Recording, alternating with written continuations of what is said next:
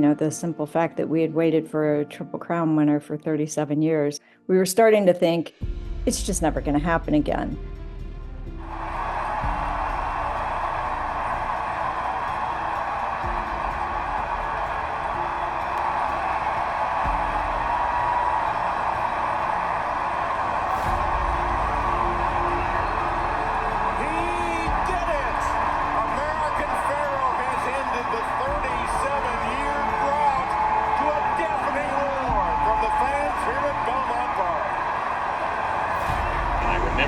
Being in the press box that day, and I think it was Dick Girardi, the fine Philadelphia area turf writer, who said something to the effect of, "Gentlemen, the wait is over."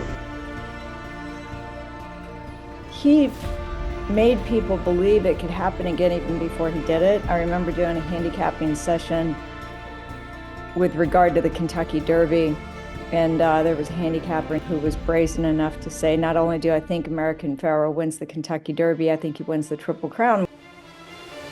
It was the longest gap we ever had between Triple Crown winners. And finally, when American Pharoah came along, ended that long drought of 37 years. As much a relief as it was one of those moments where it was that time you thought, this was never going to happen in my lifetime.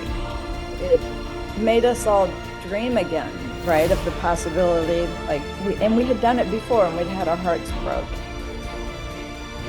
When he won the Kentucky Derby, he didn't look like he was at his best, and yet he still won in spite of himself. And then we saw more of the real American Pharoah in the Preakness Stakes when he won more easily.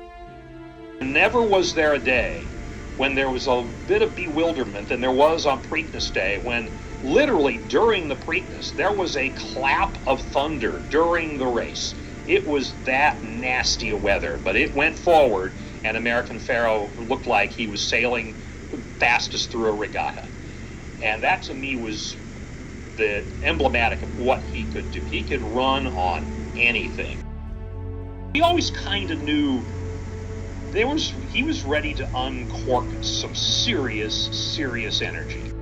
It really had us, thinking again, in spite of our prior disappointments, that this could happen in our lifetime. And then he made it happen. Where I sit out on the racetrack, I can't watch the race. I can only hear the call of the race in my ear. And so I just had to wait for him to cross the finish line and see what Larry Coleman said. But I remember every moment of that. And here it is. The 37-year wait is over. American Pharoah is finally the one. American Pharoah has won the Triple Crown. My immediate thought was to my dad, because we watched Secretariat when I was a kid, and I thought about him and that he would have loved to have been right there to see exactly that happen. And that for me was what American Pharoah meant. And everybody who was there that day has a similar story, a very personal story. I was standing on the outside fence of the racetrack, because of course the horses race on the inside. And there was a family on the outside fence, a mother, a father, and a couple of kids. And they looked like people who probably worked on the backside of the racetrack. It was a Latino family.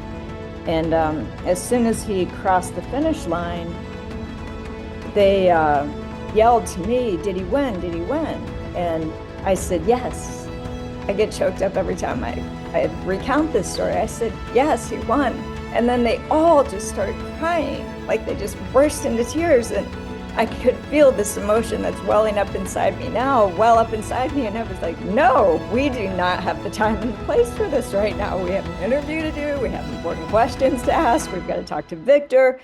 And so I had to just keep it all inside. Into the 37-year drought and got your first Triple Crown finally. What does this mean to you? Wow. I only can tell you, it's just an amazing thing.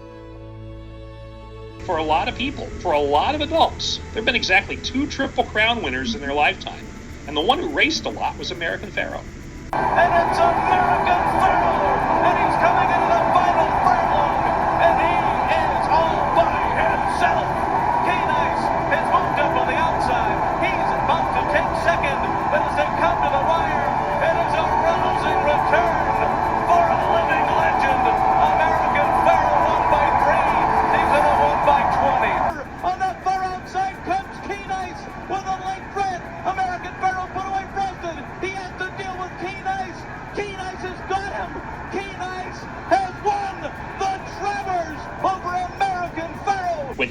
lost in the Travers, the only race he lost after he had won the Triple Crown.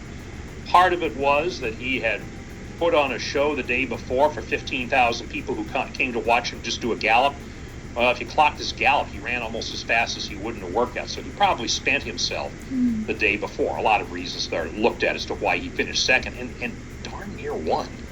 So just he was always there and always delivered when asked. And even in his 2 losses, once a marriage came out of it, and the other time it just set him up to win the Breeders' Cup Classic.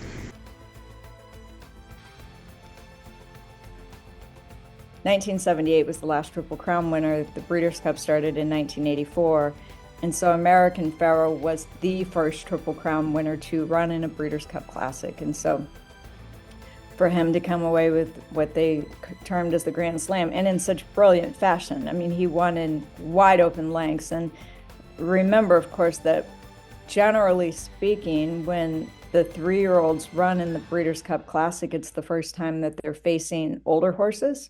So they've only, prior to that, generally speaking, faced the horses of their own generation. And so he had already established that he was the best 3-year-old in the country, but it was yet to be determined if he was the best, I guess we call him handicap horse in the country, older horse. A Triple Crown winner, a Breeders' Cup winner, a horse of a lifetime!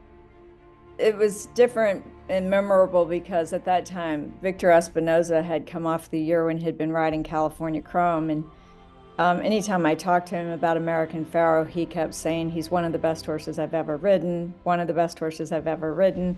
For him to win in such dominant fashion, I remember talking with Victor Espinoza after the race and said, "You keep saying that he is one of the best horses you've ever ridden. Could we maybe go on to say that he is the best horse you've ever ridden?"